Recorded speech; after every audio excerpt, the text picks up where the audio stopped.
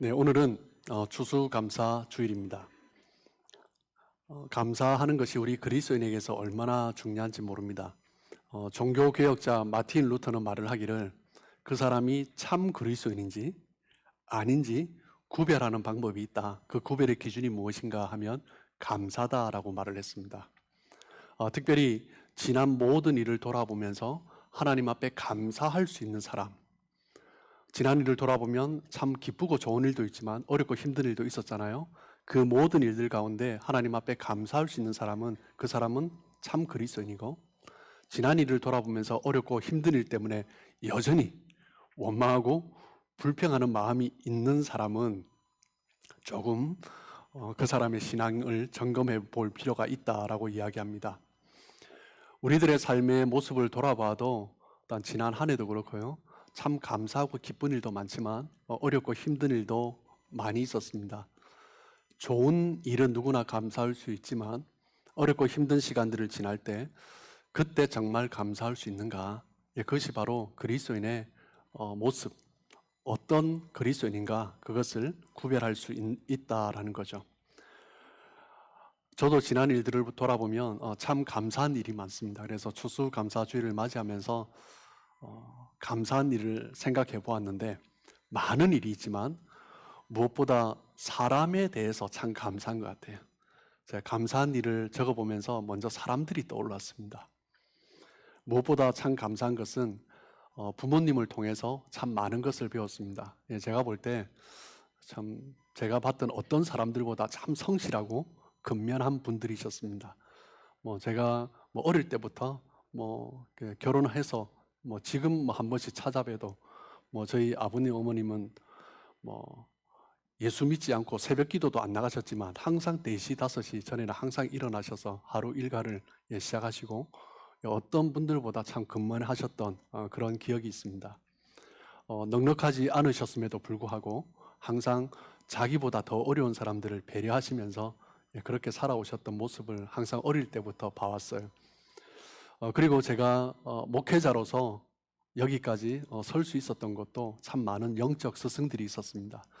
돌아보면 저의 첫 번째 영적 스승은 여자 전도사님이세요. 여자 전도사님이시고 지금도 항상 교제하고 그렇게 인사하고 있는데, 저의 고등학교 때 첫 신앙생활을 하면서 그리스도인은 어떤 사람인가, 정말 그리스도인이 어떤 모습으로 살아야 하는가, 그것에 대해서 신앙의 베이스를 이렇게 세우도록 인도해 주신 분이십니다.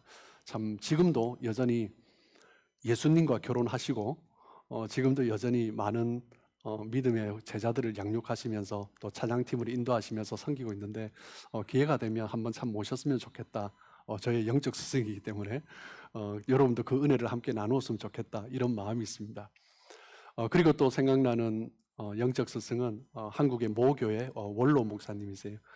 그분은 목회자가 어떤 삶을 살아야 되는가, 목회자의 사람됨에 대해서 항상 강조해 주시고 가르쳐 주셨습니다.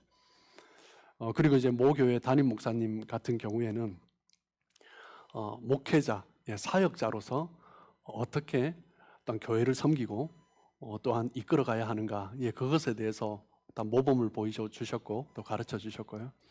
그리고 제가 미국에서 사역할 때 섬겼던 교회 담임 목사님은 다른 분들도 그렇지만 이분은 특별히 정말 설교에 은사가 있으신 분이셨어요. 그래서 설교를 어떻게 해야 되는가, 설교자의 모습은 어떠한가, 그것을 참 많이 가르쳐 주셨던 분이시고, 또 한 분은 담임 목사님은 아니신데 제가 사역했던 교회의 부목사님으로 함께 팀 사역을 했는데, 그분은 비즈니스를 하세요.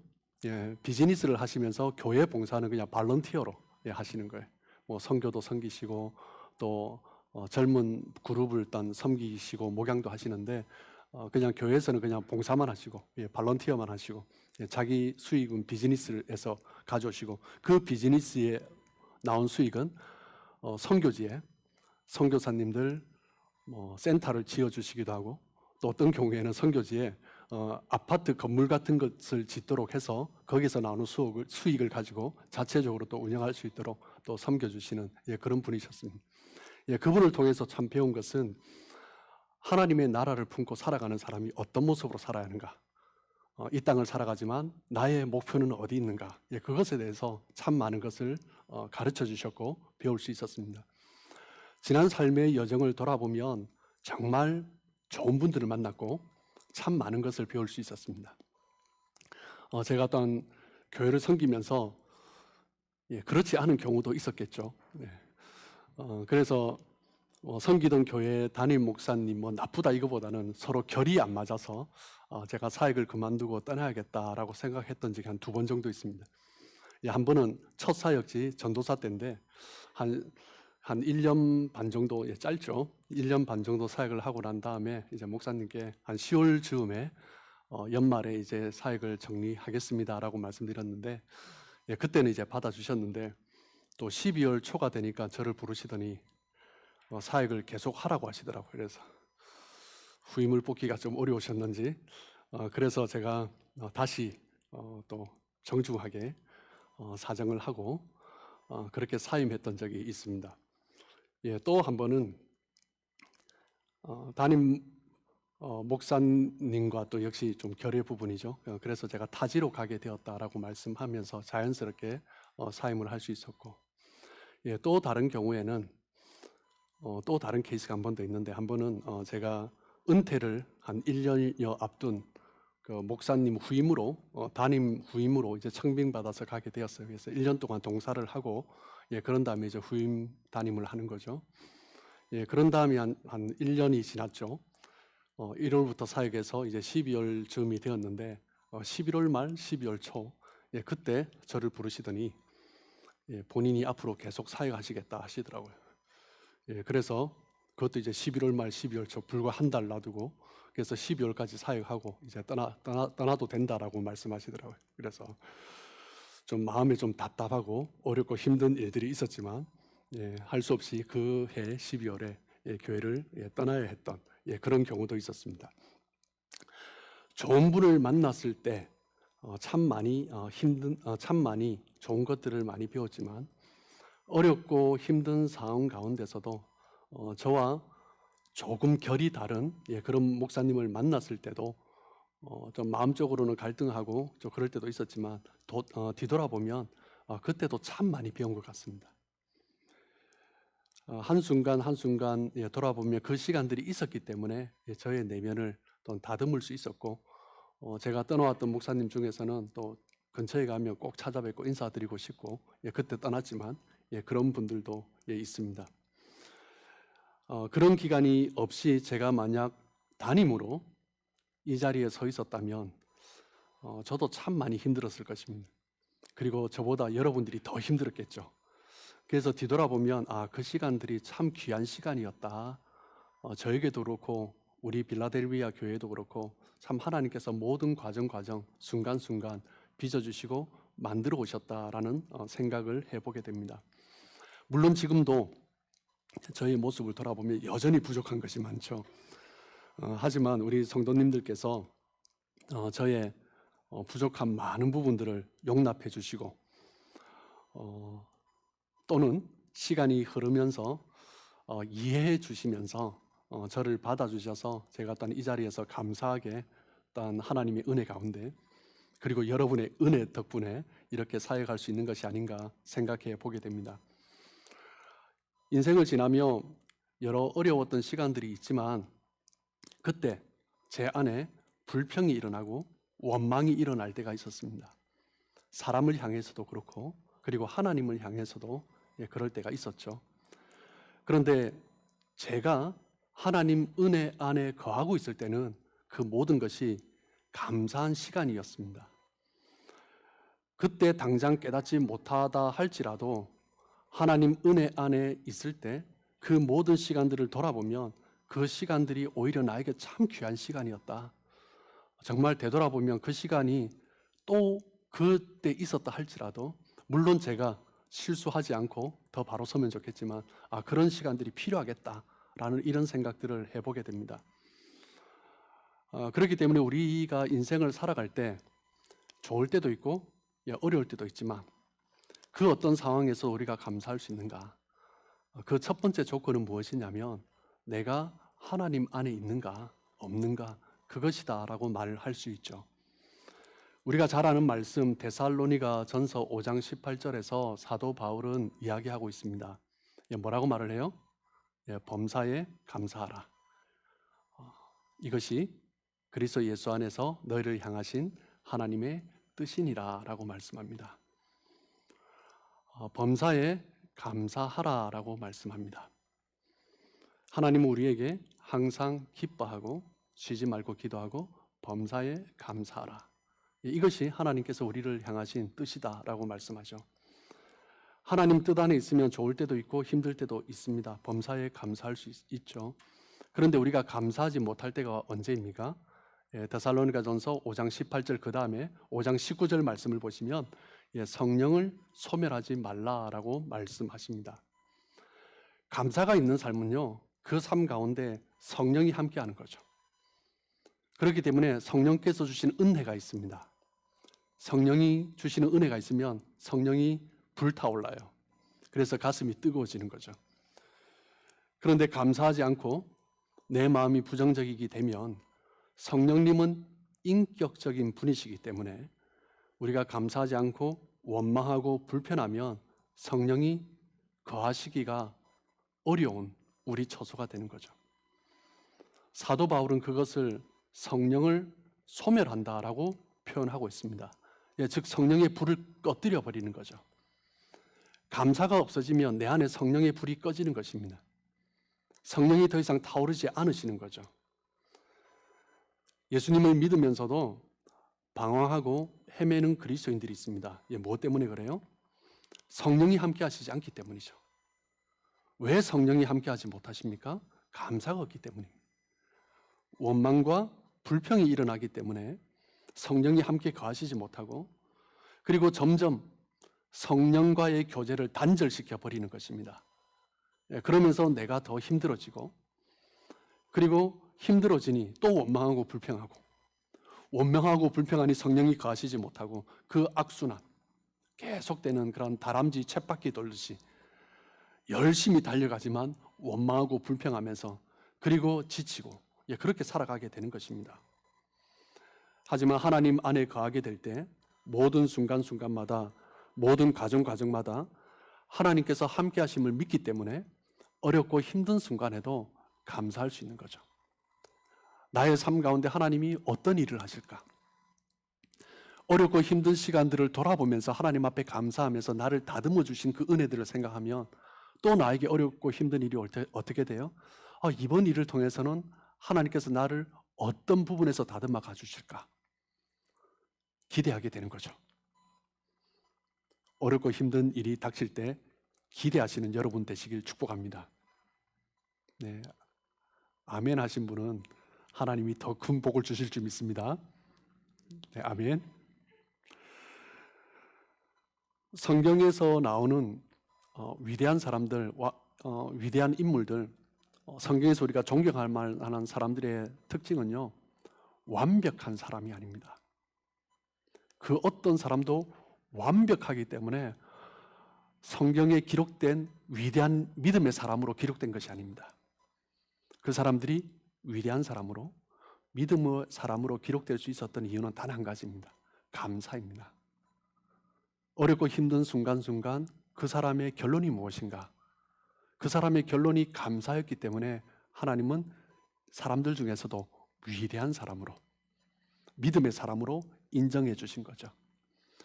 우리가 얼마 전까지 십계명을 보면서, 그리고 새벽에 큐티 말씀에도 출애굽기 말씀을 함께 쭉 봐왔는데요, 모세가 하나님 앞에 그렇게 쓰임받을 수 있었던 것도 물론 중간중간에 실수했습니다. 그런데 순간순간마다 모세의 입술에서 나온 것은 하나님 앞에 드리는 감사였습니다. 감사의 기도, 감사의 찬양이었습니다. 출애굽기 15장 2절 말씀을 보시면 여호와는 나의 힘이요 노래시며 나의 구원이시로다. 그는 나의 하나님이시니 내가 그를 찬송할 것이요 내 아버지의 하나님이시니 내가 그를 높이리로다. 하나님 앞에 찬송과 감사의 기도를 올려드리는 이 모세의 모습, 참 감동적입니다. 자신의 삶을 돌아보면 너무나 힘들고 어려운 시간들을 지냈어요. 그런데 하나님께서 나를 붙들어 주시고 인도해 주시고, 그리고 이 백성들 지금 이제 광야에 들어왔는데 이렇게 감사할 수 있는 거죠. 다윗은 정말 어렵고 힘든 상황 속에서도 쫓기면서 살아가는 그 환경 가운데서도 하나님 앞에 감사의 찬송을 그치지 않았습니다. 시편 100편 4절을 보시면 감사함으로 그의 문에 들어가며 찬송함으로 그의 궁정에 들어가서 그에게 감사하며 그의 이름을 송축할지어다. 다윗이 그렇게 위대한 왕으로 쓰임 받을 수 있었던 것은요, 감사의 고백이 있습니다. 얼마나 많은 죄를 지었습니까? 살인죄도 짓고요, 칠계도 범하고, 아버지로서 자녀들을 제대로 돌보지도 못했습니다. 그럼에도 불구하고 다윗이 그렇게 쓰임 받았던 이유는 늘 하나님 앞에 감사했던 거죠. 예수님의 사역을 보아도 예수님은 순간순간마다 항상 감사했습니다.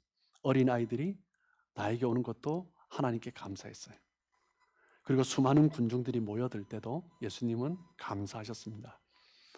요한복음 6장 11절 말씀을 보시면 예수님께서 떡을 가져 축사하신 후에 앉아있는 자들에게 나눠주시고 물고기도 그들의 원대로 주시니라. 그 수천 명, 수만 명의 군중들 앞에서 예수님은 그 작은 보리떡 5개를 들고 하나님 앞에 감사의 기도를 드렸습니다. 여러분 그럴 수 있습니까?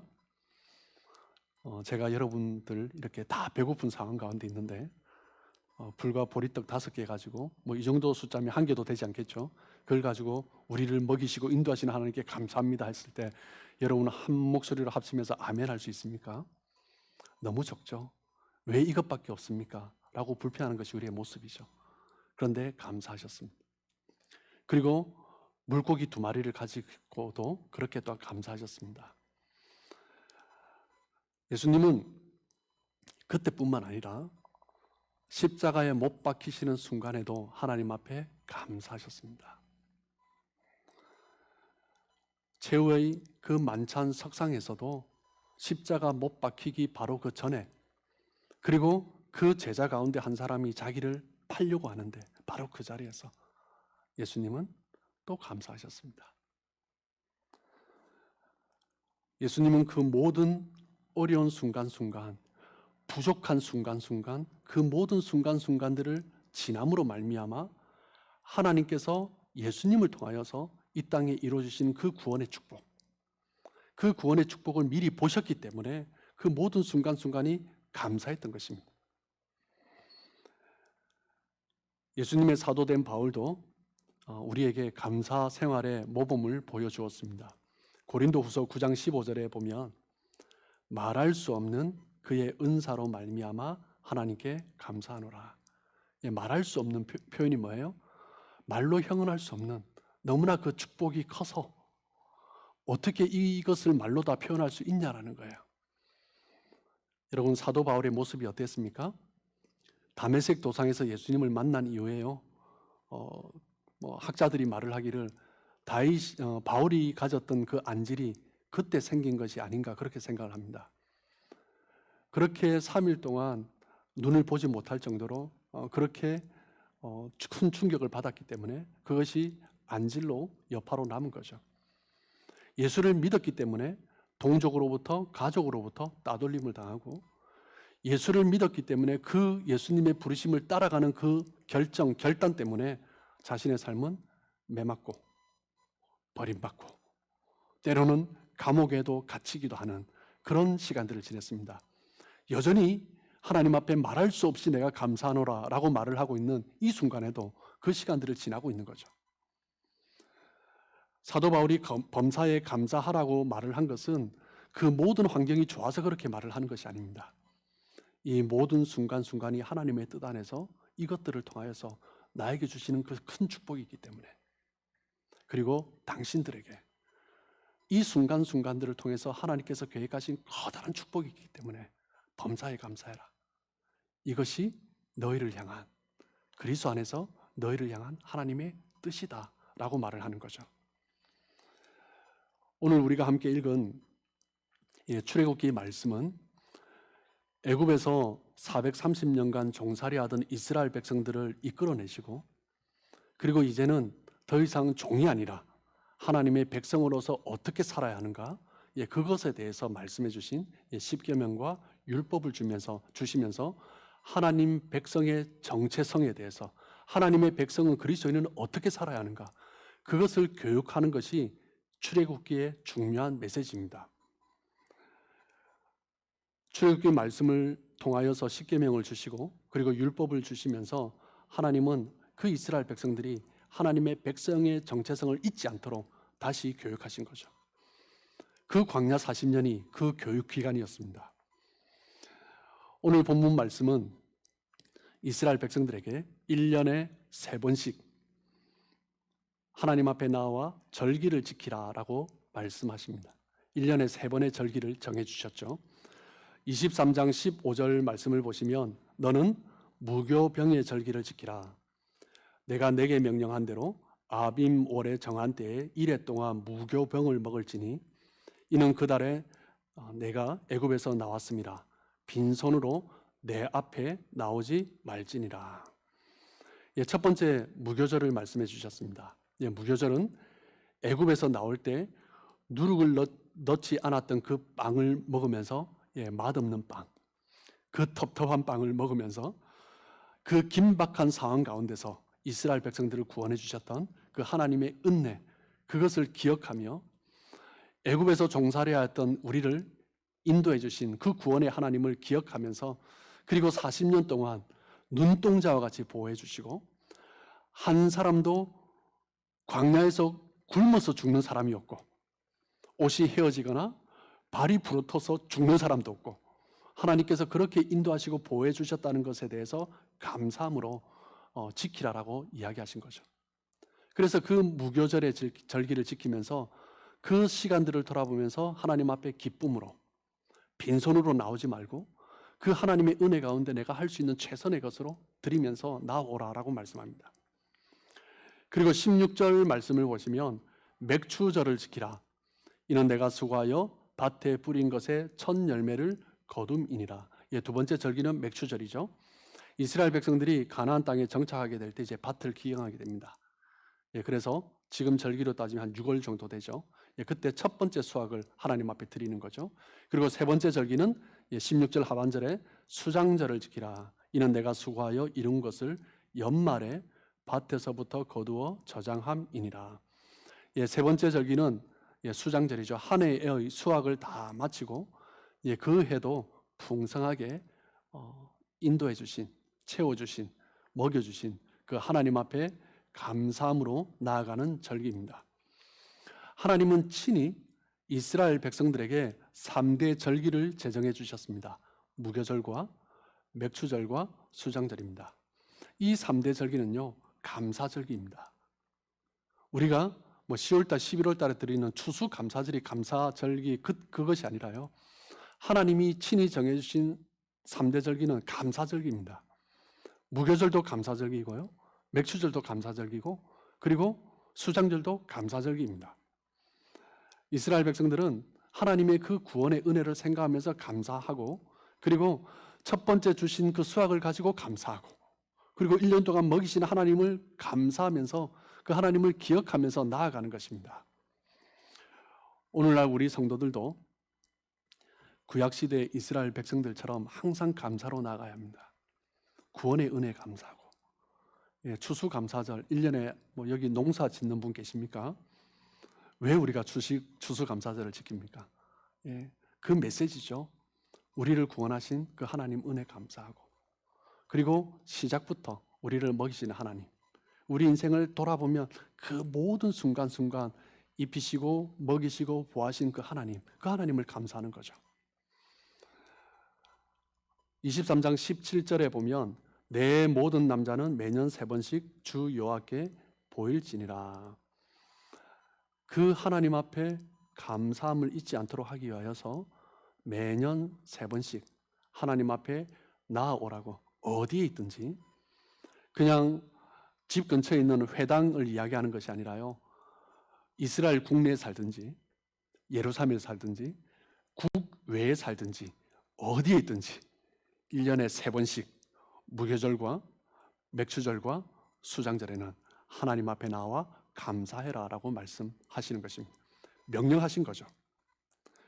그렇기 때문에 이 절기만 되면 1년에 3번 이스라엘 백성들은 대이동을 합니다. 지금도 보면 이스라엘 백성들이 대이동을 합니다.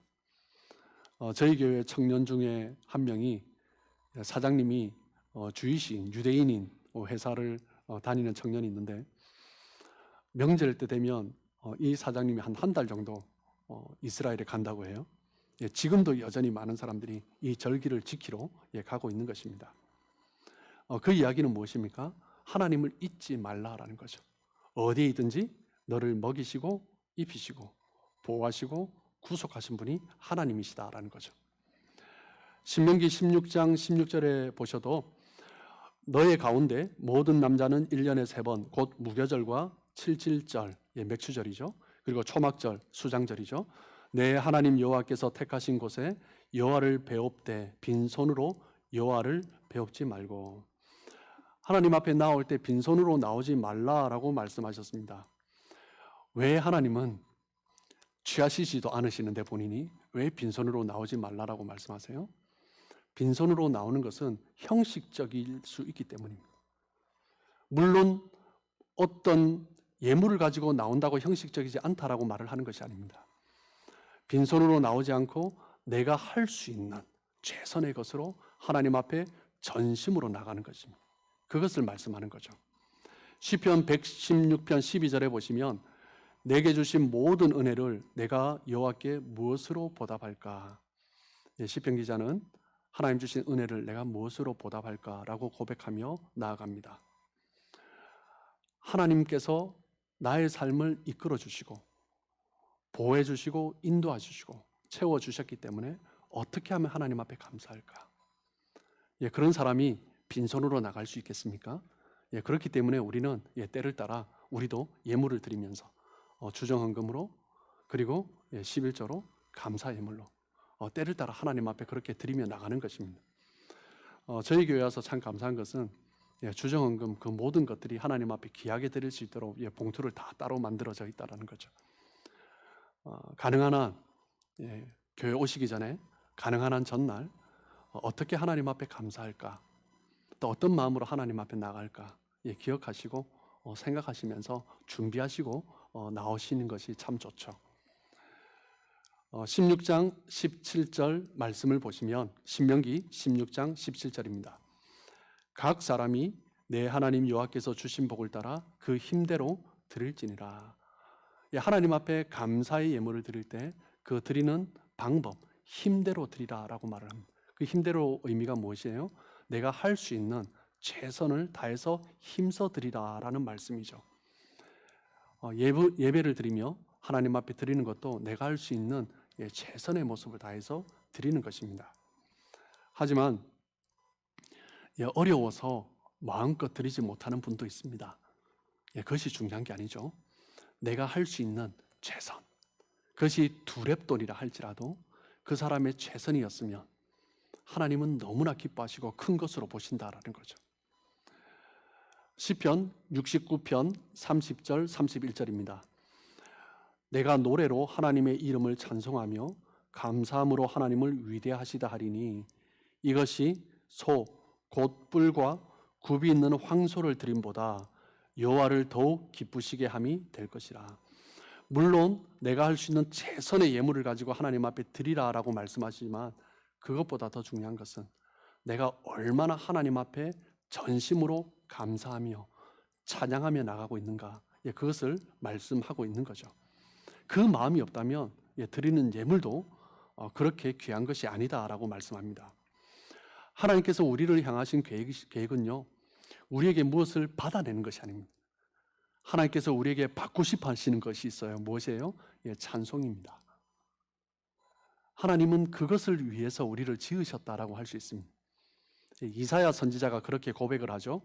이사야 43장 21절에 보시면 이 백성은 내가 나를 위하여 지었나니 무엇 때문에요?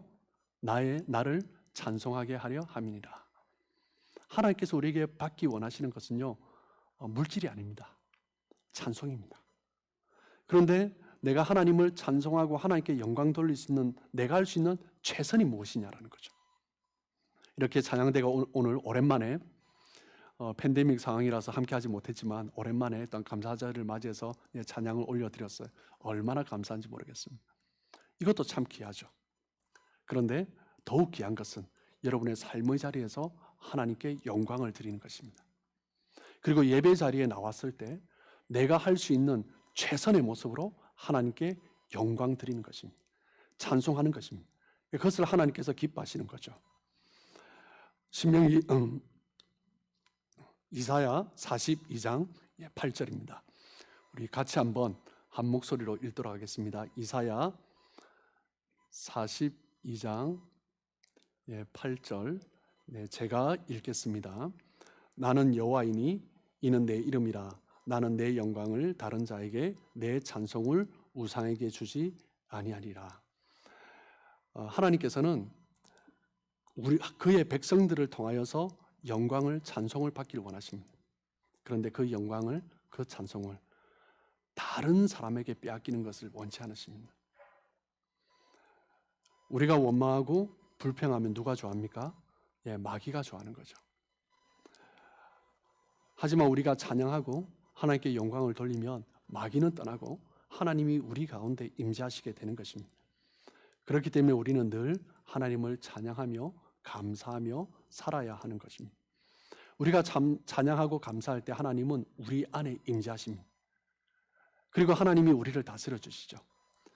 그러므로 말미암아 우리는 더 기뻐하고 감사할 수 있는 것입니다. 로마서 8장 28절입니다. 우리가 알거니와 하나님을 사랑하는 자 곧 그의 뜻대로 부르심을 입은 자들에게는 모든 것이 합력하여 선을 이루느니라.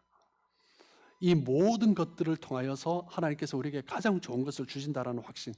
하나님, 왜 이렇게 힘들게 하십니까? 왜 나는 이것밖에 안 주십니까? 어느 때까지입니까? 그렇게 원망하고 불평하는 것이 아니라 이 모든 순간, 이 과정, 여정을 통해서 하나님께서 나에게 주신 그 모든 것이 너무나 좋은 것이다. 하나님의 최선이다 라는 믿음이 있어야 하는 것입니다. 그것이 바로 우리에게 하나님께서 받으시길 원하시는 찬양입니다. 어떤 사람은 참 어렵고 힘든 시간들을 지나고 있을 수 있습니다. 그런데 그때 원망하고 불평하면 그 삶 가운데 기쁨이 사라지죠. 감사가 사라집니다. 기쁨과 감사가 사라지면 평강이 사라집니다.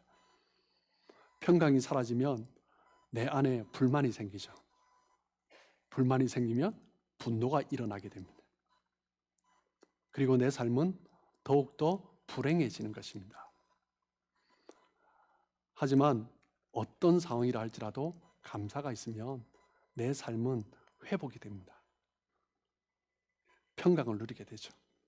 그때 하나님 주시는 기적이 일어나기 시작하는 것입니다. 사람이 얼마나 행복한가, 그것은 그 사람의 감사의 깊이에 달려 있다라고 말을 합니다. 내가 무엇을 가지고 있느냐가 아니라 내가 얼마나 깊은 감사를 하고 있는가. 감사가 깊을수록 행복 지수가 더 높아지는 것입니다. 여러분, 감사는 해도 되고 하지 않아도 되는 것이 아닙니다. 그렇기 때문에 사도 바울은 범사에 감사하라라고 명령어로 하고 있습니다. 그리고 하나님도 이스라엘 백성들에게 1년에 3번의 절기, 무교절과 맥추절과 이 수장절에는 반드시 하나님 앞에 나와 감사로 힘써 드리라라고 이야기하고 있습니다. 히브리어로 감사한다라는 단어는 기억한다라는 뜻이 있습니다. 감사하는 것은 하나님을 기억하는 것입니다. 이스라엘 백성이 왜 원망하고 불평했습니까? 하나님을 잊어버렸기 때문입니다. 우리의 삶 가운데 원망과 불평이 일어납니까? 모든 것이 합력하여 선을 이루시는 하나님을 잊어버렸기 때문입니다. 하나님을 잊어버리면 어려운 일 때문에 원망하고 원하는 일이 일어나지 않는 것 때문에 불평하고 원망과 불평이 계속 일어나는 것입니다. 오늘 우리가 추수감사 주일로 드립니다. 이 추수감사절은요, 여러분 다들 아시겠지만 영국에서 청교도들이 이 미주 신대륙에 넘어왔을 때 드렸습니다. 그때 감사할 여건이었기 때문에 감사절을 드린 것이 아닙니다. 처음에 정착했을 때 메이플라워를 타고 왔던 사람들의 반 이상이 죽었습니다. 그리고 해마다 흉년이 반복되었고요. 많은 사람들이 질병에 시달리면서 그렇게 고통스러워했고 또 죽어갔습니다. 그때 그 청교도들은 금식을 선포하면서 하나님, 우리를 돌봐주십시오, 도와주십시오 라고 하나님 앞에 기도했습니다. 그렇게 금식하면서 기도했죠. 그런데 또 다시 어려운 형편에 놓이게 되어서 또 금식을 선포합니다. 그때 한 농부가 제안을 합니다. 지금까지 우리가 하나님 앞에 금식하면서 하나님께서 우리를 도와주시기를 그렇게 우리가 간절히 기도했는데 한번 바꿔보자. 우리에게 베풀어 주신 하나님의 은혜가 얼마나 큰가. 영국에 있을 때 신앙의 자유를 얻지 못하고 우리가 신앙인이라는 이유 때문에 고통당하고 어려움 가운데 정치적인 자유도 없이 살아왔는데 이곳 신대륙에서 우리가 얼마나 자유롭게 하나님 앞에 예배할 수 있는가. 우리에게 자유가 있지 않나. 그리고 여전히 우리가 먹을 것이 없고 흉년이 반복되고 있지만 이 광활한 대지를 봐라. 하나님께서 베풀어 주실 은혜가 얼마나 클까. 지금 우리가 부족해서 누리고 있지 못하지만 이 광활한 대지를 보면 정말 놀라운 은혜를 주실 수밖에 없을 것이다. 그렇게 이야기를 했을 때 그때 사람들이 다 공감을 했습니다. 그러면서 우리는 금식을 선포하지 말고 감사하자. 그러면서 각자가 할 수 있는 최선의 예물을 하나님 앞에 드리면서 감사절을 지켰던 것입니다. 여러분, 추수감사절을 맞이하면서 우리의 모습을 돌아보길 원합니다. 여러분은 얼마나 오늘 추수감사주일을 맞이하며 감사하고 있습니까? 여전히 어렵고 힘든 일 때문에 답답한 마음을 가지고 혹시 나오신 분은 있지 않습니까? 하나님 도와주세요. 왜 저는 이렇습니까? 혹시 이런 마음으로 살아가고 계신 분은 있지 않습니까? 하나님께서 우리에게 명령하신 것은요, 감사하라는 것입니다. 이스라엘 백성에게 3대 절기, 무교절, 맥추절, 수장절을 주신 것도 감사의 명령입니다. 그리고 사도 바울이 범사에 감사하라. 이것이 그리스도 예수 안에 있는 하나님의 뜻이니라 라고 선포하면서 명령으로 그 성도들에게 이야기했습니다. 감사의 조건이 없다 할지라도 지난 일을 돌아보면 얼마나 감사할 것이 많습니까? 감사하는 마음이 있을 때 우리 안에 기쁨이 솟아납니다. 감사하는 마음이 있을 때 내가 평강할 수 있습니다. 감사하는 마음이 있을 때 우리는 행복함을 누릴 수 있습니다. 감사한 마음이 내 안에 가득할 때 우리는 더 큰 행복을 누릴 수 있을 것입니다. 여러분의 삶의 형편, 처지가 어떠하든지 범사에 감사하시며 그 큰 은혜를 주실 하나님을 기대하면서 살아가시는 저와 여러분의 삶 되시길 주님의 이름으로 축복합니다.